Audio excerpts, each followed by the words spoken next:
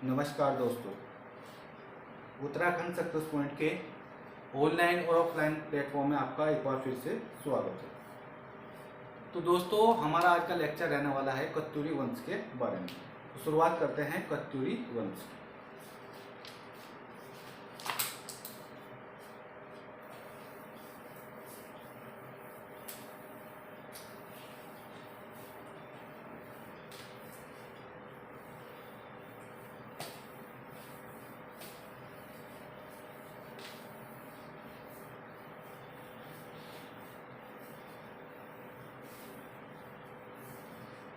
ठीक है दोस्त, आज का हमारा लेक्चर रहने वाला है कत्यूरी वंश का।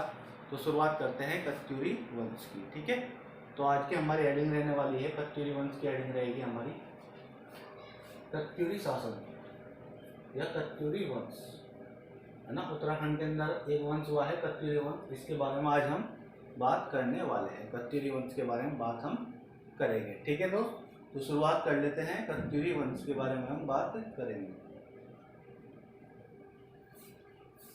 तो कत्यूरी वंश है ना, इसके बारे में बात करो तो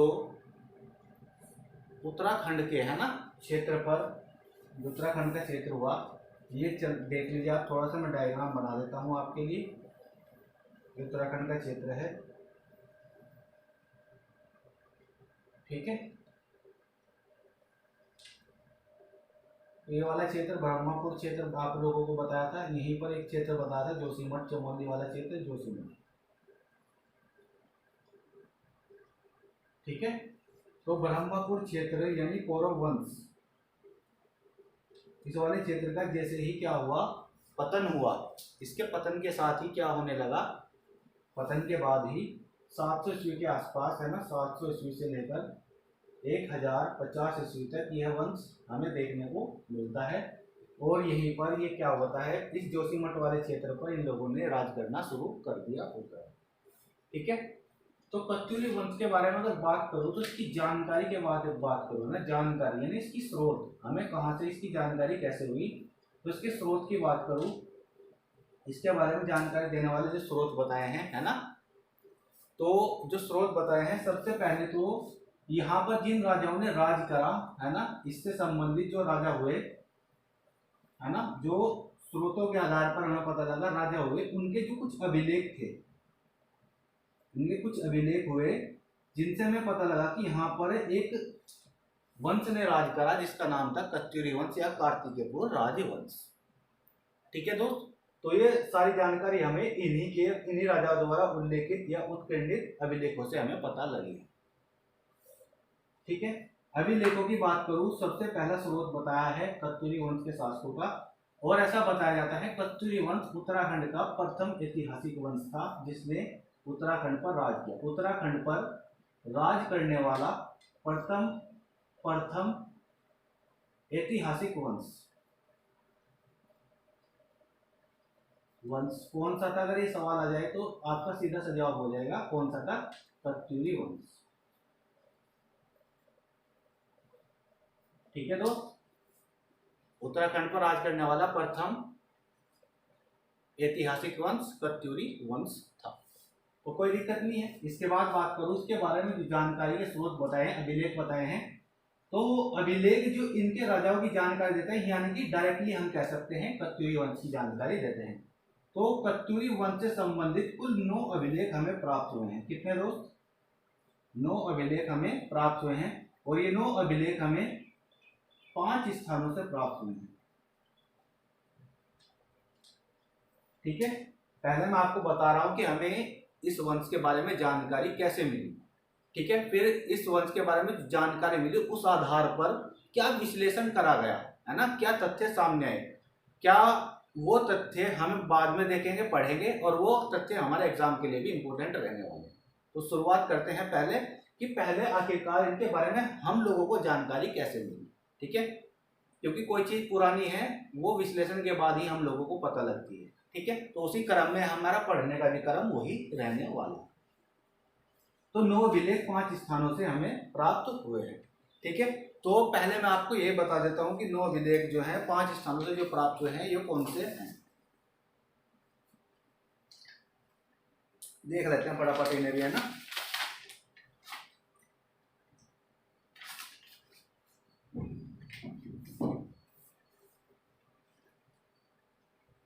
देखे दोस्त, तो 9 अभिलेख है, 5 स्थानों से प्राप्त हुए हैं।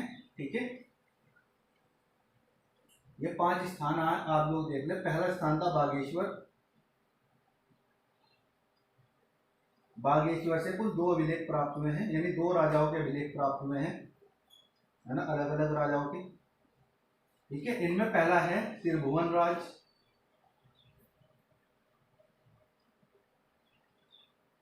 ठीक है दोस्त, और दूसरा है भूदेव। कैसे कैसे इनकी जानकारी कैसे कैसे मिली, इनके कितने परिवारों ने राज करा, कुल कितने राजा हुए। ठीक है, इनके राजाओं की क्या विशेषता थी, क्या उपाधियां उन्होंने धारण करी, जो एग्जाम की दृष्टि से बहुत ज्यादा इंपॉर्टेंट है। वो सब विश्लेषण के बाद हम लोगों को पता लगेगा, अभी नहीं लगेगा। जो किताबों में डायरेक्ट दिया हुआ है ना, हम तो एक क्रम से पढ़ रहे हैं कि कैसे कैसे हुआ, है ना। सबसे पहले हमें अभिलेख मिले थे, उन अभिलेखों का विश्लेषण करने के बाद हमें पता लगा कि कत्यूरी वंश में कुल 14 राजा हुए थे, और इन 14 राजाओं ने 3 परिवारों के रूप में, यानी इनके 3 परिवारों ने अलग अलग वंश बनाकर, छोटे छोटे वंश बनाकर राज किया था। ठीक है, तो ये जानकारी हमें विश्लेषण के बाद पता लगेगी। अभी हम कहां पर है, प्राइमरी स्टेज में हैं, जहां पर हमें अभिलेख मिले हैं, है ना, और जहां से हमें पता लग रहा है कि भैया बागेश्वर स्थान है, यहाँ से हमें अभिलेख मिले हैं, 2 राजाओं के अभिलेख मिले हैं। ठीक है, त्रिभुवन राज का और भूदेव का, है ना, कुल 9 अभिलेख मिले हैं और 5 स्थानों से मिले हैं। तो अभी तो हम क्या कर रहे हैं, बेस तैयार कर रहे हैं। ठीक है, आगे चलते हैं। दूसरा नंबर पर जो स्थान है पांडुकेश्वर चमोली। पांडुकेश्वर चमोली, है ना। तो यहां से दोस्त अगर बात करो तो यहां से हमें 4 अभिलेख प्राप्त हुए हैं। कितने प्राप्त हुए हैं, 4 अभिलेख हमें यहाँ से प्राप्त हुए हैं। 4 अभिलेख कौन कौन से प्राप्त हुए हैं, आइए देख लेते हैं एक बार। 4 अभिलेख कौन कौन से ये वाले प्राप्त हुए हैं, यहाँ मैं ऊपर लिख रहा हूँ, है ना, ताकि आप लोगों को देखने में कोई दिक्कत ना हो। तो पहला, अगर इनमें से बात करूँ तो पहला जो अभिलेख प्राप्त हुआ है यहाँ पर निम्बर देव का प्राप्त हुआ है। किसका, जो संस्थापक है दूसरे परिवार का, निम्बर देव। इसके बाद जो प्राप्त हुआ है इष्टगण का प्राप्त हुआ है। ठीक है, निम्बर देव, इष्टगण। इसके बाद जो प्राप्त हुआ है ललित सुरदेव का। ललित सुरदेव सबसे प्रतापी राजा, है ना। अभी आगे सब डिटेल में पढ़ेंगे, सब कुछ आपको नोट कराऊंगा मैं कि सबसे प्रतापी राजा कौन हुआ। ललित सुरदेव का ये जो अभिलेख प्राप्त हुआ, ये इसके शासन के 21वें वर्ष इसने उल्लेखित उत्कीर्णित करवाया होगा या लिखवाया होगा, है ना। इसके बारे में जानकारी हमें ये प्राप्त होती है। इसके बाद यहीं पर ललित सुरदेव का 22वें वर्ष।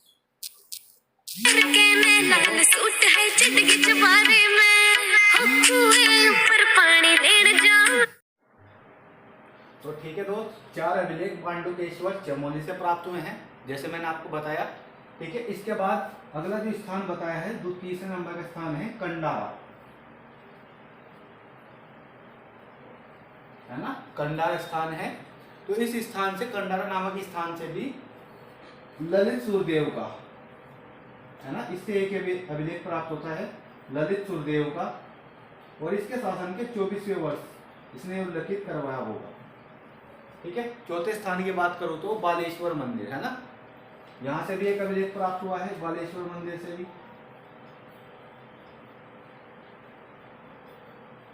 ठीक है, और यह है देशत देव का।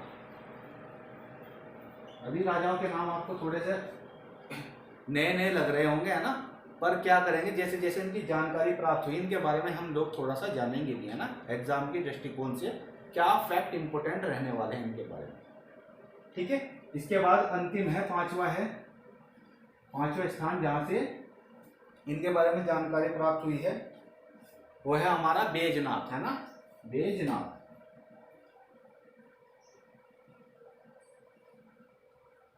ठीक है, कुल अभिलेख हो चुके हैं 2, 4, 6, 7 और 1, 8, और यहां से एक प्राप्त हुआ है 9वां अभिलेख। किसका दोस्त, त्रिभुवन राज, त्रिभुवन राज। ठीक है दोस्त, कहीं कहीं किताबों में लिखा हुआ है कि ये जुड़वा अभिलेख था, इसमें त्रिभुवन राज और भूदेव दोनों के बारे में जानकारी है। तो ये स्पष्ट नहीं हो पा रहा कि ये त्रिभुवन राज ने उल्लेखित करवाया था या फिर भूदेव ने ये उल्लेखित करवाया। थोड़ा सा कहना कठिन हो पा रहा है ना, पर हमें क्या करना है, त्रिभुवन राज को ही मान्यता देनी है, क्योंकि जो हमारे ऑथेंटिक राइटर हैं शिव प्रसाद डबराल जी, उन्होंने क्या माना हुआ है कि ये जो अभिलेख है जो बैजनाथ से प्राप्त है त्रिभुवन राज का रहा हो। ठीक है, तो हम उन्हीं के अनुसार क्या करते हैं, इनको पढ़कर चलते हैं। तो 5 स्थानों से 9 अभिलेख प्राप्त हुए हैं जो हमें जानकारी दे रहे हैं किसकी, कत्यूरी वंश के हृदय। अब मैं बात करूँ ये कत्यूरी वंश जो है आखिरकार इसका नाम कत्यूरी वंश ही क्यों पड़ा है ना, तो बात करें कत्यूरी वंश या फिर कार्तिकेयपुर राजवंश, कार्तिकेयपुर राजवंश है ना, ठीक है, कार्तिकेयपुर राजवंश ऐसा बताया जाता है। कत्यूरी वंश या कार्तिकेयपुर राजवंश, पहले इनका नाम कार्तिकेयपुर हुआ करता था, यानी इन राजाओं ने इस स्थान को जहां पर ये राज करते थे उस स्थान का नाम रखा था कार्तिकेयपुर, है ना। वो स्थान कहाँ पड़ता है, जोशीमठ में, बैजनाथ है ना, जोशीमठ, ये वाला क्षेत्र, पूरा वाला क्षेत्र है ना, जोशीमठ वाला क्षेत्र, जो इनकी प्रारंभिक राजधानी रही कत्यूरियों की। तो इस क्षेत्र पर जैसे इन्होंने राज किया था, इस पर कब्जा किया था और राज करना शुरू किया था, तभी क्या करा था इन्होंने, इस क्षेत्र को ही क्या कर दिया था, इस पूरे क्षेत्र को, जोशीमठ और बैजनाथ वाले क्षेत्र को, एक पूरे संपूर्ण क्षेत्र को नाम दिया था कार्तिकेयपुर क्षेत्र, कार्तिकेयपुर क्षेत्र। और कार्तिकेयपुर क्षेत्र में राज करने के कारण ही क्या हुआ था, इसका नाम पड़ा था वंश का कार्तिकेयपुर राजवंश। ठीक है, दूसरी ओर बात करूं तो हमारे एक प्रख्यात इतिहासकार रहे हैं जिनका नाम है एटकिंसन। एटकिंसन क्या कहते हैं, इनकी पुस्तक है हिमालय डिस्ट्रिक्ट। इस पुस्तक में इन्होंने क्या करा, इन यहाँ के लोगों के लोग, ये जो लोग थे कार्तिकेयपुर राजवंश के जो लोग थे, इन लोगों के लिए पहली बार कत्यूरी शब्द का प्रयोग करा। इन लोगों के लिए कत्यूरी शब्द, इन लोगों ने के लिए क्या करा, एटकिंसन ने पहली बार कत्यूरी शब्द का प्रयोग करा और इस वंश को, कार्तिकेयपुर राजवंश को कत्यूरी वंश कहकर संबोधित किया। क्या कहा भैया, कार्तिकेयपुर राजवंश को पहली बार कत्यूरी वंश कहकर संबोधित किया। कहां पर किया, अपनी पुस्तक हिमालयन डिस्ट्रिक्ट में, और कब किया, 1884 में किया, 1884 ईस्वी में किया। ठीक है दोस्तों, सारी चीजों को समझकर चलना है, प्रश्न एक भी नहीं छोड़ना है ना एग्जाम के अंदर। ध्यान दे, आप लोगों को बार बार नहीं पढ़ना है, मेहनत एक बार करनी है, एक बार मेहनत से ही आपको सिलेक्शन लेना है। ठीक है दोस्त, और वीडियो अच्छी लग रही है तो YouTube चैनल को सब्सक्राइब करें और वीडियो को शेयर करना ना भूलें। ठीक है, आपका एक शेयर हमें बहुत प्रोत्साहित करता है और वीडियो बनाने के लिए हमें मजबूर कर देता है ना। ठीक है, आप लोग अगर शेयर नहीं करोगे तो फिर हमारे ऊपर थोड़ा सा डिपेंड ये होता है कि शेयर नहीं हो रहा, व्यू नहीं आ रहे, है ना, क्योंकि हम तो फ्री ऑफ कॉस्ट आप लोगों को सब कुछ प्रोवाइड कर रहे हैं और हमारे जो उत्साहवर्धन है वही नहीं हो पा रहा, तो इससे क्या होगा, हमारा भी मनोबल टूटता है। तो क्या करना है, आप लोगों को शेयर दबाकर करना है वीडियो को, और चैनल को सब्सक्राइब करना है। अपने जितने भी स्टडी ग्रुप हैं वहां पर क्या करना है, आपको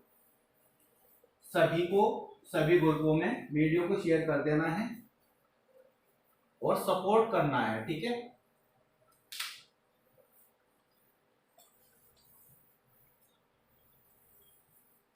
तो अब थोड़ी सी मैं आप लोगों को एक कंडीशन बताता हूं कि क्या उत्तराखंड की स्थिति बन रही थी जब इन लोगों ने यहाँ पर राज करना शुरू किया था। ठीक है, तो कुछ ऐसी परिस्थितियां बनी होगी जो यहाँ के लोगों ने यहाँ इस वाले क्षेत्र पर राज किया। तो थोड़ा सा देखकर चल लेते हैं। पहले में थोड़ा सा आपको 9 विलेज जो मिले उनसे क्या जानकारी हमें प्राप्त हुई, पहले ये जानना थोड़ा सा जरूरी होगा। 9 विलेज थे, है ना दोस्त, 9 अभिलेखों से हमें क्या जानकारी मिली, हमें ये जानकारी मिली कि जो कत्यूरी वंश है ना, एटकिंसन ने नाम दे दिया कत्यूरी राजवंश। ठीक है दोस्त, दे दिया नाम कत्यूरी राजवंश। इस कत्यूरी राजवंश में कुल 14 राजाओं ने राज किया। ये जानकारी हमें क्या प्राप्त हुई, विश्लेषण से प्राप्त हुई, अभिलेखों के विश्लेषणों से हमें प्राप्त हुई ये जानकारी। ठीक है, तो क्या हुआ, 14 राजाओं ने जानकारी के राज करा और इन 14 राजाओं ने 3 चरणों में राज करा, यानी इनके 14 राजाओं ने 3 परिवारों के रूप में राज करा, या 3 चरणों में इन्होंने राज करा, ऐसे हम कह सकते हैं। 3 चरण में राज करा। पहला चरण जो राज करा, दूसरा चरण, तीसरा चरण। पहले चरण में जो राज करा, ठीक है, पहले चरण में जो राज करा, उस चरण को इन्होंने परिवार के आधार पर एक वंश का नाम दे दिया, है ना। तो पहले का नाम इन्होंने डाल दिया खप्पर वंश, खप्पर वंश, है ना, खप्पर वंश। ठीक है, आगे चलते हैं। दूसरा इन्होंने नाम दे दिया निम्बर वंश। तीसरा इन्होंने नाम दे दिया सलोड़ द्वितीय वंश, सलोड़ द्वितीय वंश। कोई दिक्कत नहीं है, 3 नाम दे दिए, 3 चरण हुए, उन्हें परिवारों के आधार पर बांट दिया कि इसमें इस परिवार ने राज करा, इस प्रकार से उन्होंने क्या करा, राज करा। और ये जानकारी हमें प्राप्त हुई है इनके अभिलेखों में जो हमने विश्लेषण किया है उस। ठीक है, तो आगे चलते हैं। तो जो इन्होंने राज करा है, तो 3 चरणों में इन्होंने राज करा है, तो कुछ इस प्रकार से इन्होंने राज करा होगा। मैं आपको बता दूं, ये जो पहला चरण था, यानी खप्पर वंश जो हमारा रहा, खप्पर वंश, है ना, ये वाला वंश, पहला चरण। दूसरे चरण में बात करूं निम्बरदेव, है ना। तीसरे चरण की बात कर लूं तो सलोड़ द्वितीय वंश। कोई दिक्कत नहीं है इसमें भी, सलोड़ द्वितीय वंश। ठीक है दोस्तों, खप्पर वंश में बात करूं तो खप्पर वंश में कुल 5 राजाओं ने राज करा है, 5 राजाओं ने राज करा है। यहाँ पर 5 राजाओं ने राज करा है, सिंपल सी बात, और यहाँ पर 5 राजाओं ने राज करा है, सिंपल सी बात। बचे हुए 4 यहाँ पर है।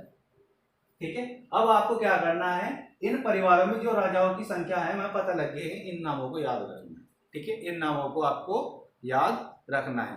तो सबसे पहले खप्पर वंश की बात कर लूं। पहले मैं आपको नाम ही बता दूं, फिर मैं बताऊंगा कि कैसे पहले राजा ने यहाँ उत्तराखंड की क्या स्थिति रही, कैसे आकर यहाँ पर नींव डाली थी, है ना, क्या परिस्थितियां बनी थी, कैसे ललिता द्वितीय मुक्तिपीठ ने यहाँ पर आक्रमण करा कश्मीर के राजा ने, और क्या परिस्थिति ऐसी बनी कि जो बसंत देव यहाँ पर पहला शासक था, है ना, संस्थापक था कत्यूरी वंश का, इसने, ठीक है, जो सामंत हुआ करता था यशोवर्मन का साथ छोड़कर किस प्रकार युद्ध में अपनी पीठ छिपा ली, और जैसे ही यशोवर्मन परास्त हुआ, उसकी अराजकता का फायदा उठाकर यहाँ पर एक नए वंश की नींव डाल दी, अपने आप को स्वतंत्र राजा घोषित कर दिया, और एक नया राजवंश की यहाँ पर नींव डाली, जिसका नाम था कत्यूरी राजवंश। ठीक है, ये सब हम आगे देखने वाले हैं।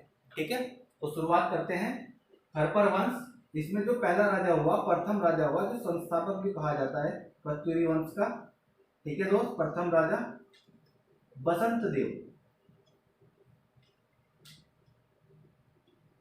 बसंत देव। इसके बाद जो अगला राजा बनता है, इसके बाद इसका पुत्र अगला राजा बनता है। पर अभिलेखों में जो अभिलेख हमें प्राप्त हुआ है ना दोस्त, यहाँ से जो हमें त्रिभुवन राज का अभिलेख प्राप्त हुआ है, उस अभिलेख में इसके जो इस पुत्र के नाम है वो मिटा हुआ है ना। इसकी जानकारी स्पष्ट नहीं हो पाई है कि नाम क्या था, वो मिट गया है किसी कारण से, है ना। तो यहाँ पर इसके बाद इसका पुत्र राज करने के लिए आता है, जिसका नाम हमें नहीं मिल पाता स्पष्ट रूप से, है ना।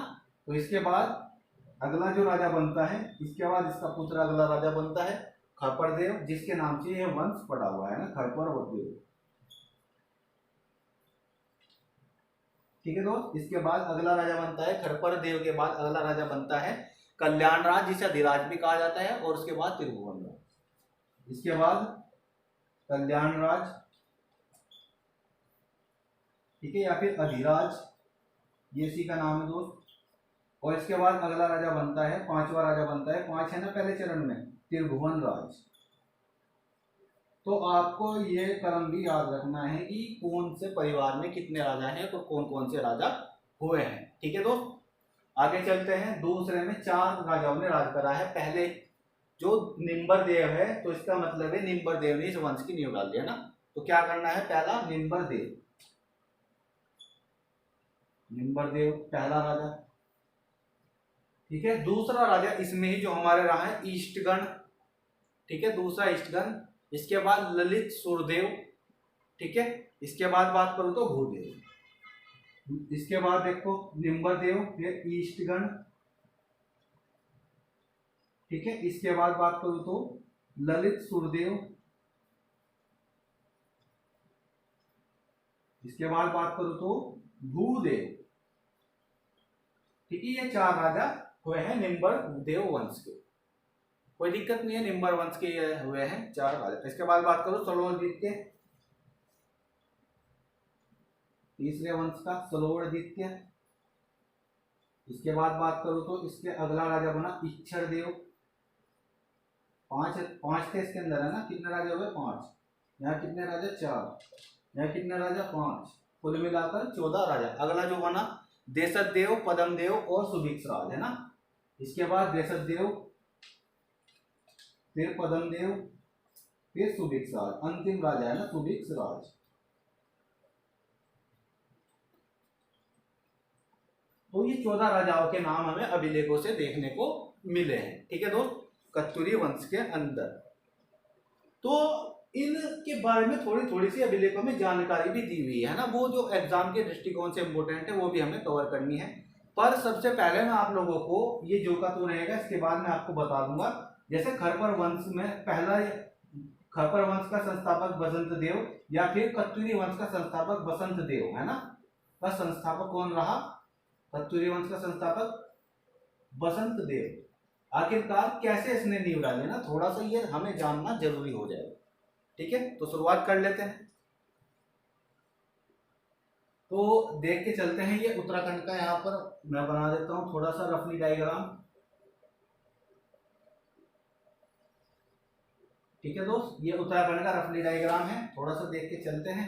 तो ये वाला क्षेत्र हुआ करता ब्रह्मापुर क्षेत्र, जहां पर कौरव वंश ने राज करा था। ये वाला क्षेत्र था पूरा पूरा कार्तिकेयपुर, ये था जोशीमठ, ये था बैजनाथ, ठीक है। जोशीमठ, बैजनाथ है ना। थोड़ा सा डायग्राम छोटा बन रहा है ना, स्पेस की वजह से, कोई बात नहीं, आप थोड़ा सा जूम करके देख लेना, ठीक है दोस्त। तो यहाँ पर इसके ऊपर ठीक हुआ करता था स्वर्ण गोत्र नगर, ठीक है दोस्त। इधर शत्रुघ्न नगर, देहरादून वाला क्षेत्र, ये सहारनपुर वाला भेंट वाला क्षेत्र शत्रुघ्न नगर, ठीक है। ये गोविशान, ये अस्कोट डेडीहाट, ठीक है। ये सीरा, ये सोर क्षेत्र, और ये पश्चिमी नेपाल वाला क्षेत्र है ना। तो कुछ इस प्रकार से स्थिति बन रही थी है ना, तब इसका उदय हुआ 700 ईस्वी के आसपास। जैसे 6वीं शताब्दी ब्रह्मपुर यानी कौरव वंश का क्या हुआ, पतन हुआ। इसके बाद एक नई शक्ति का जन्म हुआ, किसका, जोशीमठ में, जिन्होंने राज करा कत्यूरी वंश, इन्होंने प्रारंभिक राजधानी बनाई जोशीमठ, ठीक है। अब आगे देखते हैं।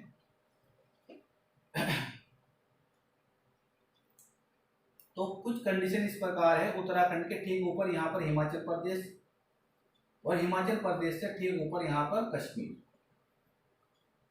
ठीक है। कश्मीर का राजा इस समय था ललितादित्य मुक्तिपीठ, ललितादित्य मुक्तिपीठ, इस समय ये यहाँ पर राज कर रहा था कश्मीर के अंदर, ठीक है दोस्त।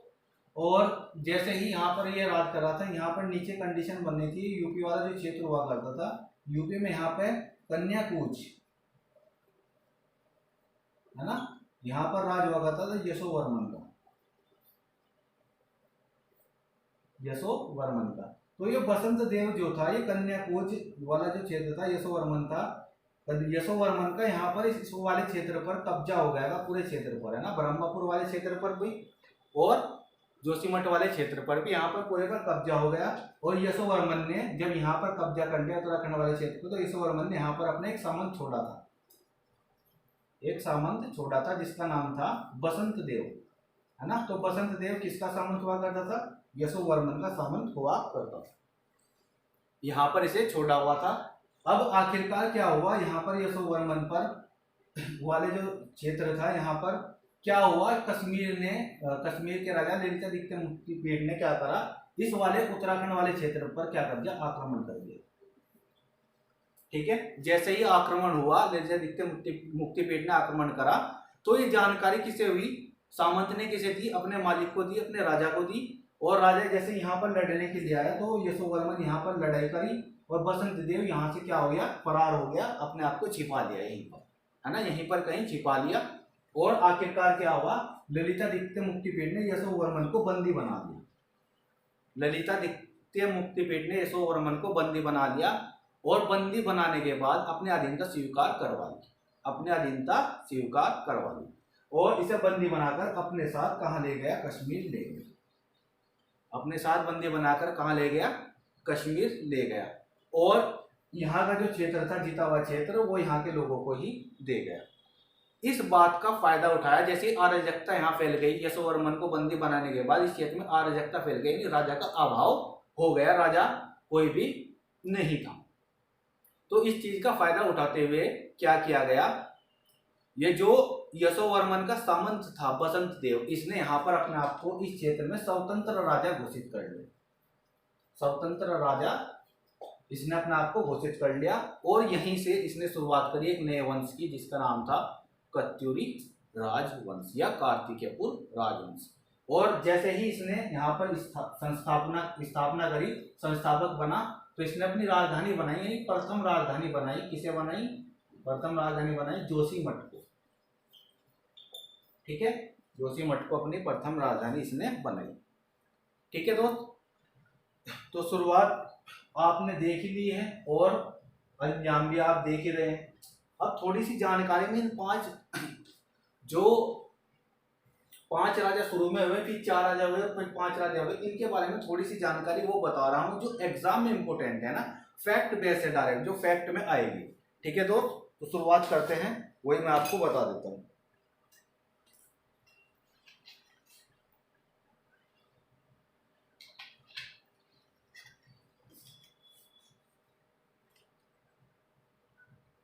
तो देखो दोस्त,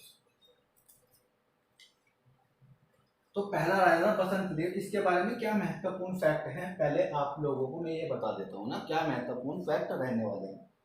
तो बसंत देव की बात करूँ, सबसे पहला पॉइंट तो यही है, संस्थापक है दोस्त। बसंत देव क्या है, संस्थापक है। इसने अपनी राजधानी किसे बनाया, जोशीमठ को बनाया।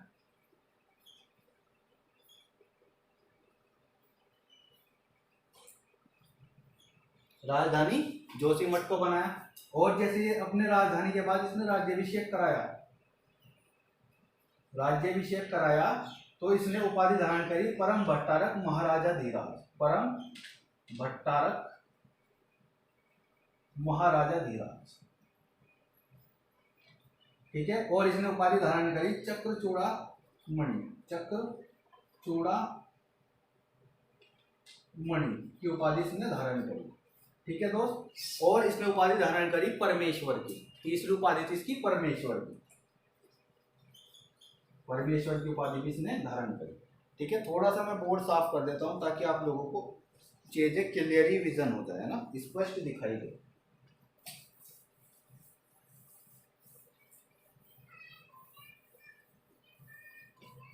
ठीक है दोस्त, तो पहले राजा की बात कर रहा हूं, बसंत देव की। बसंत देव के बारे में बताया मैंने आप लोगों को, पहला पॉइंट, एक तो ये संस्थापक है ना, संस्थापक है पहली बात। दूसरी बात, इसने राजधानी जो बनाई जोशीमठ को बनाई।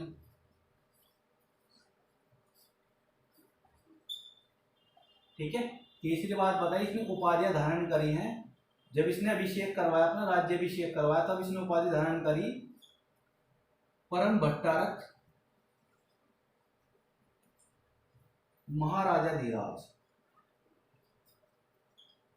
परम भट्टारक महाराजा धीराज। और इसके बाद इसने अलग अगली उपाधि जो धारण करी है वो करी है चक्रचूड़ामणि।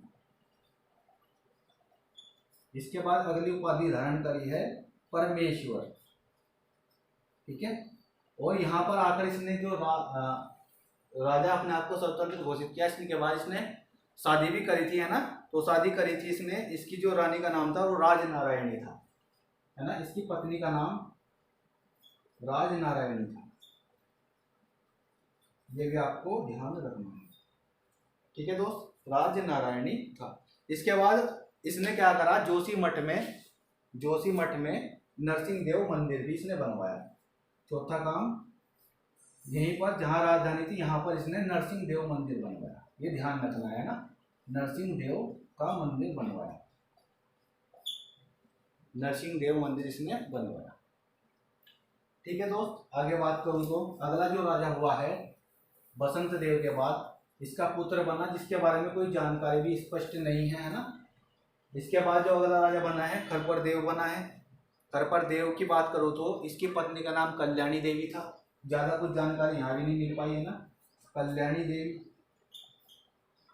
इसके बाद अगला जो राजा बना है कल्याण राज बना है, अधिराज है ना, कल्याण राज या अधिराज।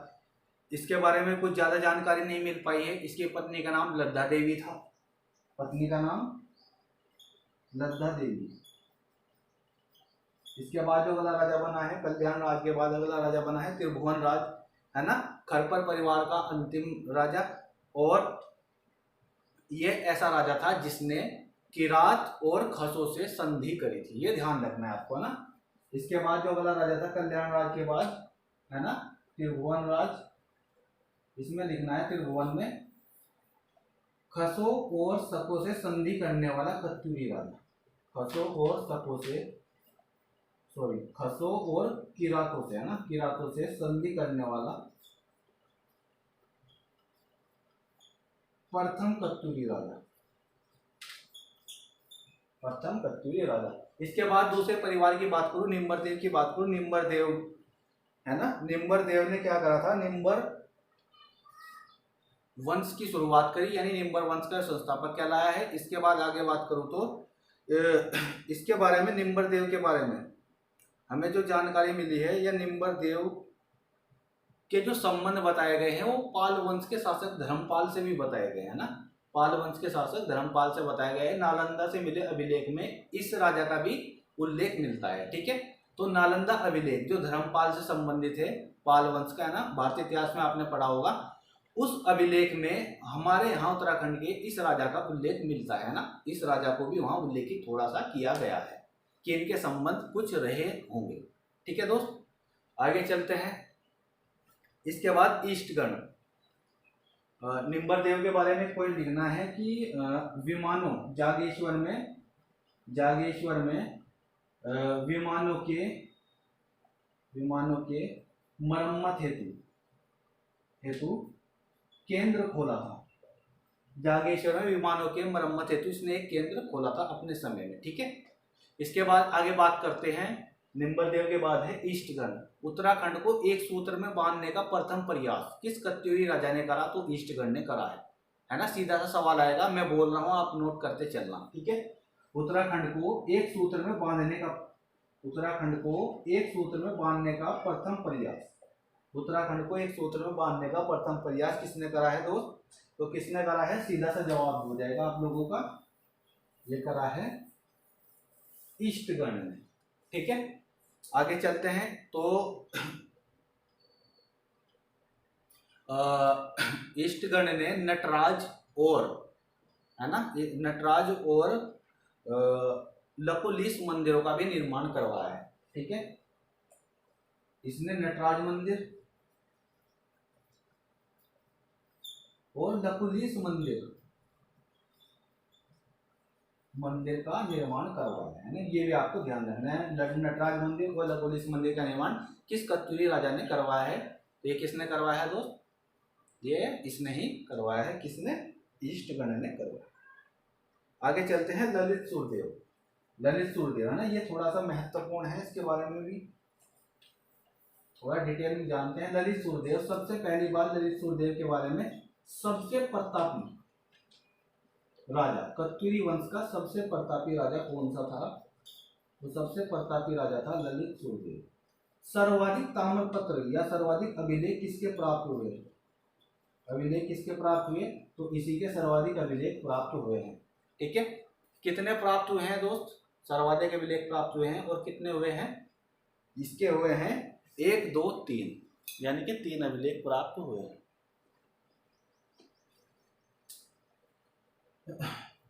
नेक्स्ट है ललित सूर्यदेव के बारे में ही। ललित सूर्यदेव को धरती में मग्न 12 अवतार के समान बताया गया है ना, धरती में मग्न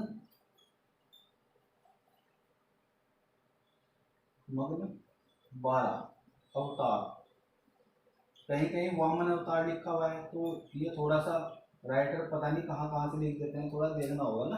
धरती में मग्न 12 अवतार के बराबर बताया गया है, समान बताया गया है किसे, तो यह ललित सूर्य देव को। ठीक है, नेक्स्ट है भूदेव। तो नाम पड़ा था भूमि दान देने के कारण, इसका नाम पड़ा भूदेव।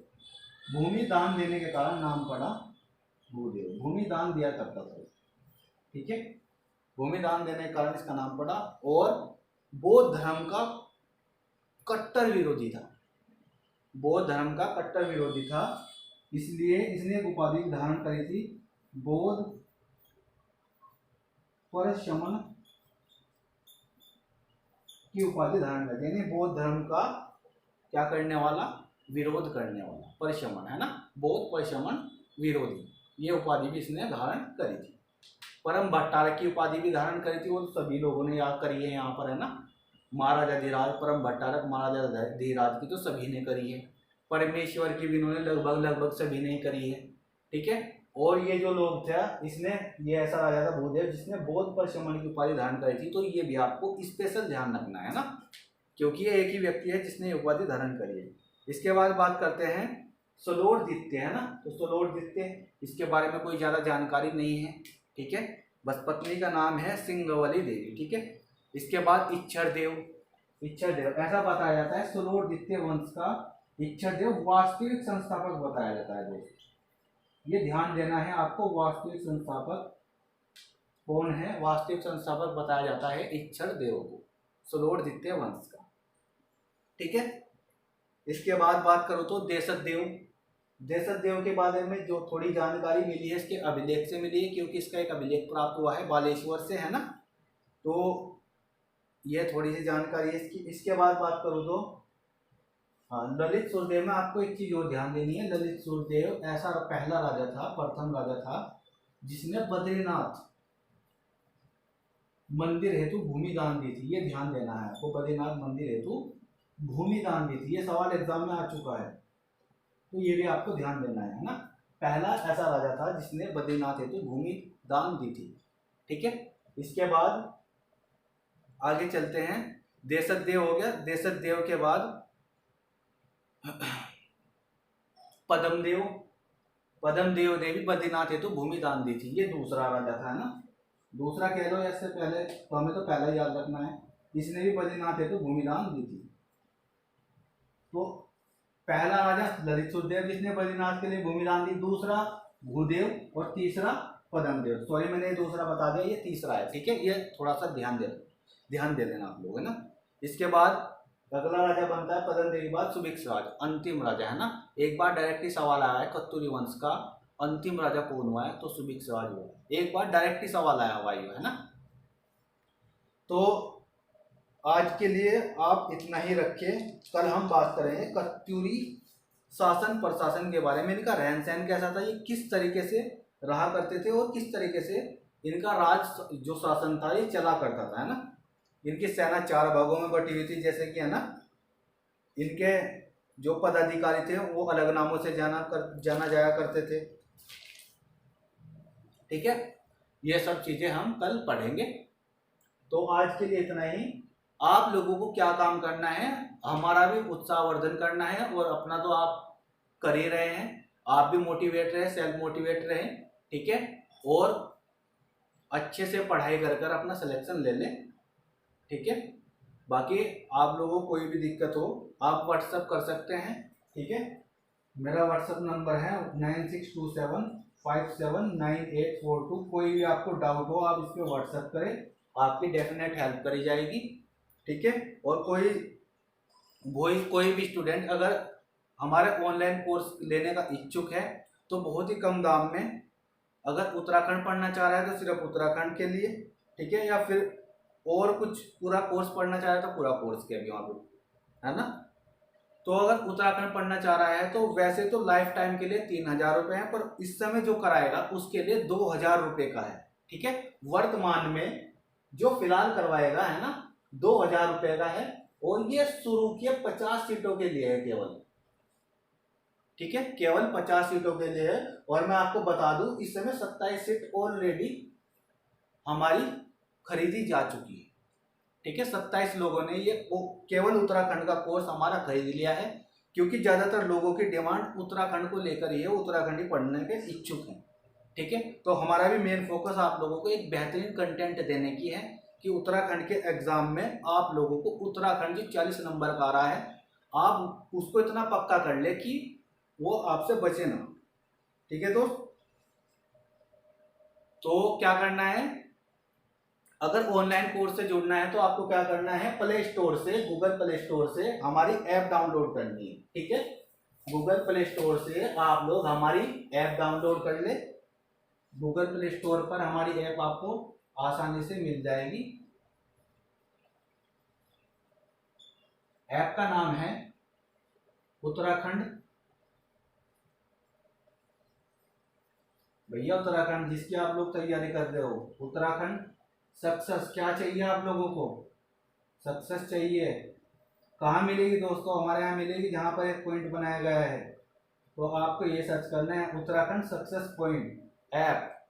जैसे ही आप ऐप डाउनलोड करोगे आपको वहीं पर सामने बैनर दिख जाएंगे, है ना, 3000 रुपये लिखा हुआ है बैनर पे उत्तराखंड के लिए, और पूरे कोर्स के लिए 5000 रुपये।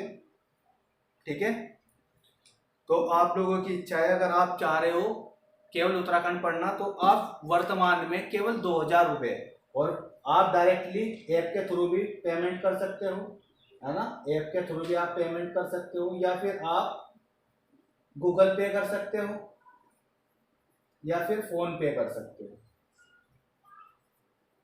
ठीक है, गूगल पे या फोन पे आप इसी नंबर पर कर सकते हो, 9627579842। जैसे ही आप यहाँ पर गूगल पे या फोन पे करोगे, आपको क्या करना है, इसका स्क्रीनशॉट इसी नंबर पर व्हाट्सएप करना है। आपको ऑलरेडी ऑटोमेटिक मेरे द्वारा कोर्स में, बैच में ऐड कर दिया जाए। तो आज के लिए इतना ही दोस्तों, नमस्कार दोस्तों, और चैनल को सब्सक्राइब, लाइक करना और शेयर करना ना भूलें। थैंक यू दोस्तों।